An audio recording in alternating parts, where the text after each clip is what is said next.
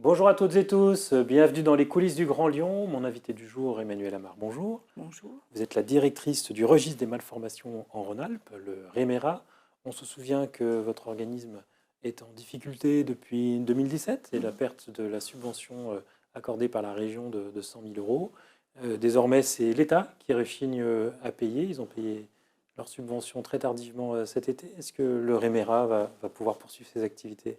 C'est la grande difficulté qu'on a, c'est de savoir euh, que décider. Est-ce que en 2024 nous allons poursuivre en fonction des arbitrages financiers qui auront été faits? Aux dernières nouvelles, d'après la directrice générale de Santé publique France, il n'y aura pas de financement supplémentaire du registre.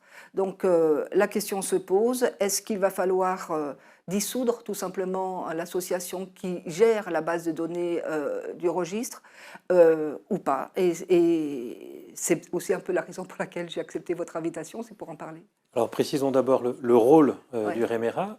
Vous observez les malformations à la naissance dans la région, ce qui permet de repérer quand il y a une concentration anormale.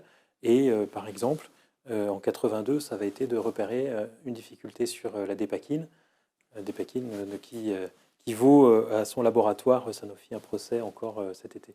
Tout à fait.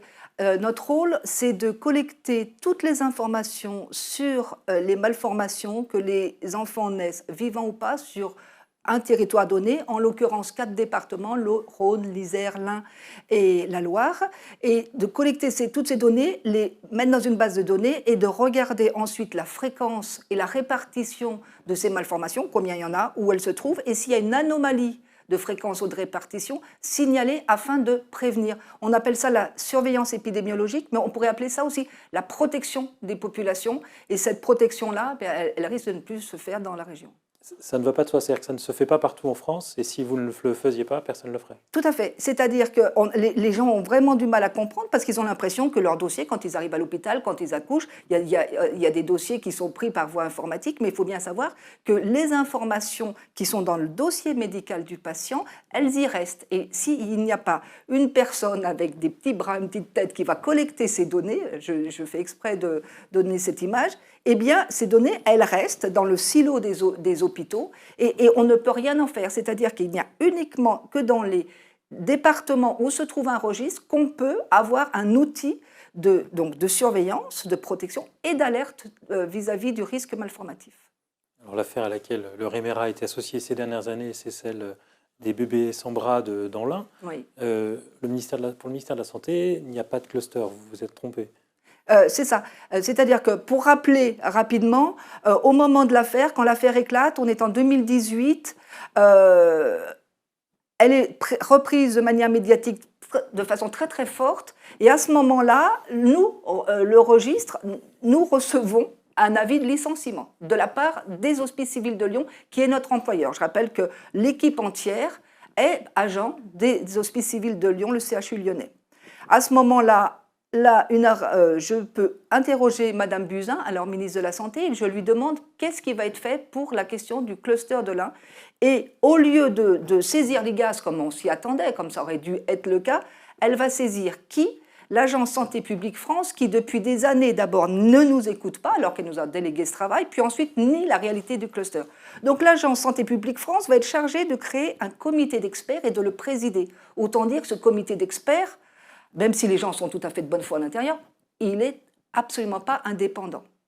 Et ce comité d'experts ne va pas se dédire de la parole de Santé publique France et il va dire qu'il n'y a pas de cluster dans l'Ain. Alors, en revanche, il reconnaît qu'il y a 2 autres clusters ailleurs en France. Est-ce que les investigations menées sur ces 2 clusters ont permis de comprendre la raison de ces bébés sans bras qui naissent? Pas plus. Et il faut savoir que les investigations ont été des investigations d'ordre administratif, aucune investigation de terrain, hein, évidemment pas. Donc on a interrogé des bases de données sur ce qui avait pu être épandu dans les régions où les clusters ont été reconnus, d'une part. Évidemment, on se doute bien que s'il y a eu des produits de contrefaçon, ils n'ont pas été rentrés dans les bases de données par définition. Hein. Donc ça a été une enquête très très légère, d'une part. Et d'autre part, pour l'Ain, il n'y a pas eu d'enquête du tout, puisque la réalité des clusters avait été niée par ces mêmes experts. Quand nous avons, quelques temps après, publié un article scientifique démontrant la réalité de ce cluster. Article qui, dans la hiérarchie des normes des preuves, des preuves scientifiques, est bien au-dessus d'un avis, d'une opinion d'experts.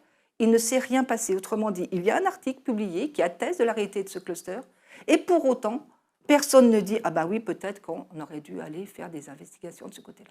Ce que vous suspectez, c'est potentiellement un épandage d'un produit d'un laboratoire qui aurait été expérimenté en pleine nature. Par exemple, il y a des essais en plein champ qui ont été faits. Nous n'avons jamais pu obtenir la composition des produits qui ont été épandus, par exemple, mais il peut y avoir aussi, on a pensé à un problème de contamination d'un système d'eau via des produits de nettoyage, par exemple. On n'a jamais pu avoir la composition et les dates de réparation. Enfin, toutes les pistes qui ont été proposées au comité d'experts, aucune de ces pistes n'a été suivie de quelque manière que ce soit.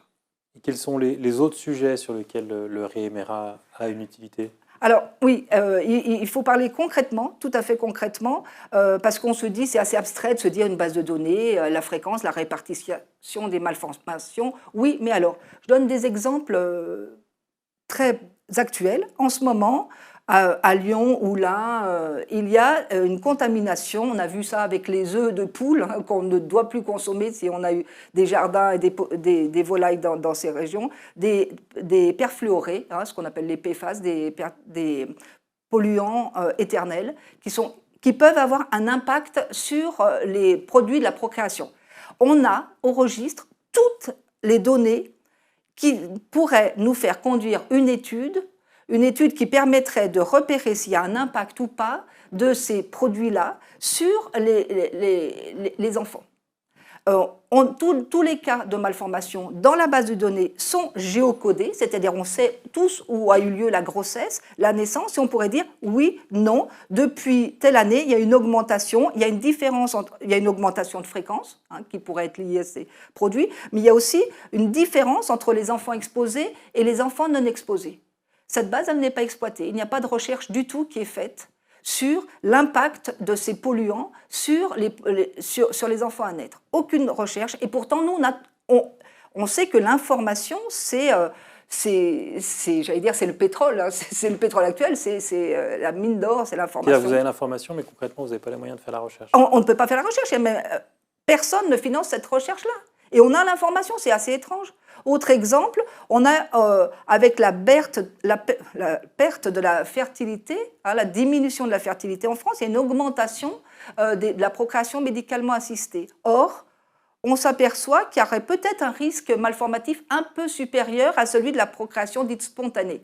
On a dans la base de données plus de 80 000 dossiers d'enfants qui sont enregistrés porteurs de malformations, y compris avec l'information sur la notion de procréation assistée ou pas. On pourrait faire cette étude. On a mis en place des études avec des équipes lyonnaises d'ailleurs, mais ces études, elles vont tomber à l'eau si rien n'est fait pour le registre. C'est très clair. Donc ça, c'est des études qui sont en cours, mais qui s'arrêteront si le REMERA s'arrête. Mais pour revenir au PFAS, là-dessus, vous n'avez pas de commande de la ville de Lyon, de la métropole de Lyon, qui sont assez engagés sur et ce n'est pourtant pas faute d'avoir sur les réseaux sociaux dit il y a un petit registre qui travaille, qui pourrait vous fournir l'information. Si vous êtes intéressé, on est là, on a la donnée. Ce qui, je le rappelle, est quand même quelque chose de très très rare. Parce que prenez n'importe quelle autre région, Marseille par exemple, Marseille, Lille, Strasbourg, ils se retrouvent avec une contamination comme on se retrouve nous, ils n'ont pas de registre, ils n'ont pas la possibilité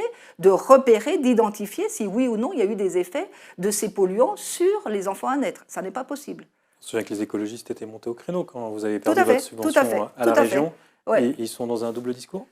Alors, je ne sais pas s'ils sont dans un double discours, je crois... Alors, c'est difficile pour moi de dire.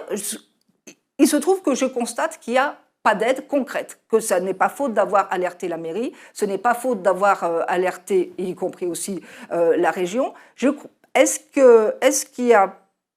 qu'on ne comprend pas bien ce qu'on fait ? Il m'a été dit aussi, on n'a pas d'argent. Mais ça, c'est la vieille antienne, on n'a pas d'argent. je veux bien le croire, je n'en doute pas, les temps sont difficiles, mais il y a peut-être de l'argent pour autre chose, c'est des choix politiques à faire. En tout cas, le choix de la protection des enfants à naître n'est certainement pas là. Parce que vous êtes salarié des HCL, le président c'est Grégory Doucet, Oui. c'est aussi à ce titre-là qu'il pourrait financer ces recherches? Et puis, qui pourrait non seulement financer les recherches, mais en tant que président de notre employeur, on peut dire comme ça, dire qu'est-ce qu'on fait d'une équipe. Je rappelle que nous sommes la seule équipe, je crois, en France, salariée d'un CHU, agent CHU, des HCL, qui doit trouver son local pour travailler, donc qui doit financer son local, qui doit financer son outil de travail, qui doit financer ses déplacements, parce que le CHU, qui est notre employeur, nous ne sommes pas mis à disposition, nous sommes des agents comme les autres, nous dit, nous n'avons pas reçu d'argent pour payer votre loyer, nous n'avons pas reçu d'argent pour payer vos déplacements, donc essayez de trouver ailleurs. Et on rit un peu en se disant, mais qui accepte à part nous? Parce qu'on a vraiment envie, on ne veut pas lâcher cette base, on sait qu'elle est trop importante et que les enjeux sont trop importants pour qu'on tienne, mais on tient vraiment sur la force de notre volonté, de notre conviction que c'est utile, quoi. Juste un mot pour finir, en matière de malformation, de l'observation du temps long, est-ce qu'elles sont en augmentation? Est-ce qu'on comprend mieux les causes des malformations à la naissance? Alors, j'ai l'habitude de dire qu'en 2003, quand j'ai commencé ce travail d'épidémiologie des malformations, avant je travaillais sur de l'infectieux, on disait plus de 50% des causes de malformations sont inconnues. À notre époque, là, on est en 2023, plus de 50% des causes de malformations sont inconnues. Qu'est-ce qui s'est passé entre 2003 et 2023? Aucun programme de recherche. Pas de grand plan en périnatalité, comme il y a eu des plans cancer, comme il y a eu des plans Alzheimer. La périnatalité, on est en train de s'apercevoir qu'il y a une augmentation de la mortalité néonatale précoce, sans qu'on puisse l'expliquer. Il y a eu un rapport récemment. On se rend compte qu'il y a aussi une diminution de la qualité du dépistage néonatal, c'est-à-dire qu'on voit moins d'anomalies qu'on en voyait avant, mais ça ne veut pas dire qu'elles n'existent pas, ça veut dire qu'on les dépiste plus mal, ce qui explique peut-être aussi l'augmentation de la mortalité. Et pour ça, on a là encore toutes les données pour les étudier, et ça n'est pas fait. Emmanuelle Amar, je vous remercie. Je vous en prie. Et puis moi, je vous dis à demain pour une nouvelle émission des coulisses du Grand Lyon.